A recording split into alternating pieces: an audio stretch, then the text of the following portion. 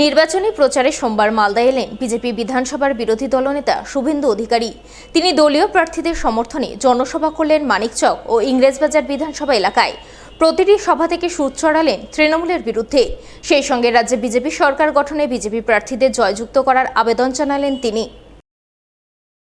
সোমবার রাজ্যের বিধানসভার বিরোধী দলনেতা শুভেন্দু অধিকারী প্রথমে নির্বাচনী জনসভা করেন মানিকচক বিধানসভার ভূতনির শঙ্করটোলা মাঠে।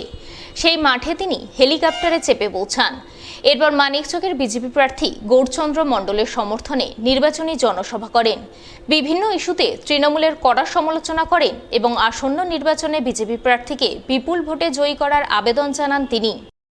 মেয়েরা সমান অধিকার নিয়ে কাজ করবে। আমরা আপনাদের 1 জুন অ্যাকাউন্টে 1,500-এর বদলে 3,000 টাকা দেব। যুবক ভাই বোনেরা, যতদিন না চাকরি দিতে পারছি আমরা, আপনারা 1,500 নয় 2,000 3,000 টাকা পাবেন। মমতা ব্যানার্জি বলেছে আমি 5 বছর দেব। আমরা বলছি যতক্ষণ না চাকরি দেব ততক্ষণই আপনাদের অ্যাকাউন্টে দেব।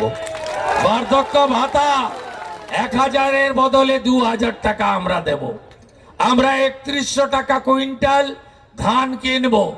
আপনারা সবাই নলে জল চান তো? পরিশ্রুত পানীয় জল চান?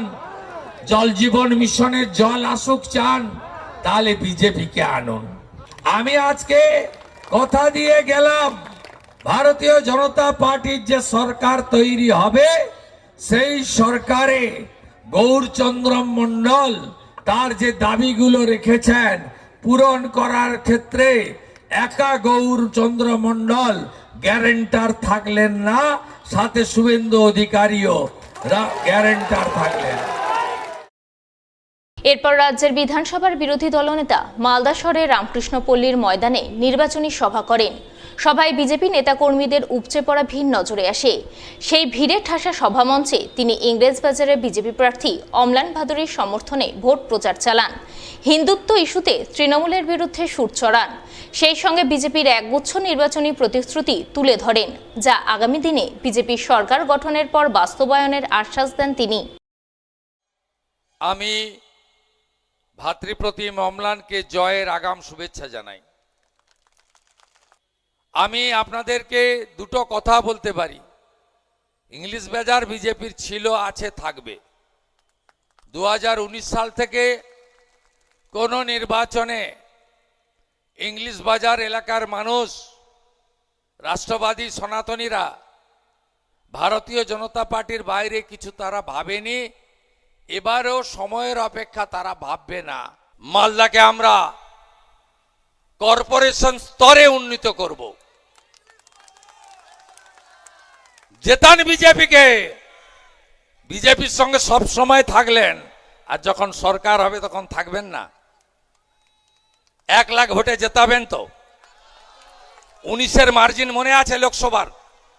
1,23,000 না 3,000? 1 লক্ষ ভোটে জেতান। আর এখানে যিনি দাঁড়িয়েছেন ওর সম্পর্কে আমি কথা কম করব। এত ছোট চোর প্রাইমারি কাউন্সিলে ট্রান্সফার করতে গিয়েও 50,000 টাকা ঘুষ নিয়েছে। ওর সম্পর্কে আমি যা জানি বললে অনেক সন্দেহ হয়ে যাবে, ঠিক আছে? ওর সম্পর্কে আর বলছি না। আপনারা অম্লান ভাদুড়ীকে জেতাবেন। আজকে তো বিধি আছে, খাওয়ানো যায়নি। 2টো লাড্ডু 2 হাতে দেবো আমরা। একটা দিল্লির লাড্ডু ডবল ইঞ্জিনের, আর একটা রাজ্যের লাড্ডু। সেদিন দেখা হবে। ইংলিশ বাজারকে আমি বলেছি স্মার্ট সিটি কর্পোরেশনের মতো উন্নীতকরণের দায়িত্ব ভারতীয় জনতা পার্টির।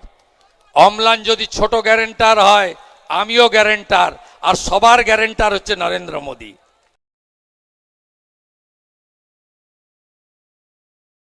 দেওয়াল লিখন বলছে, গত নির্বাচনের চেয়ে এবারের নির্বাচনে ডবল ভোটে জিতবেন গোপাল চন্দ্র সাহা।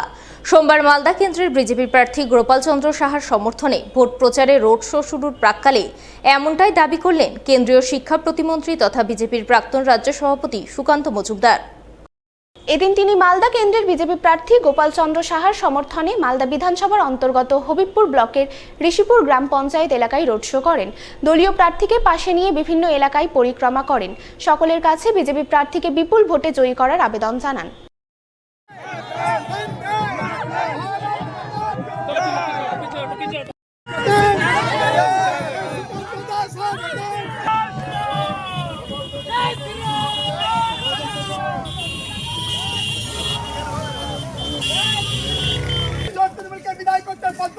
ভোট দিন ভোট দিন ভোট দিন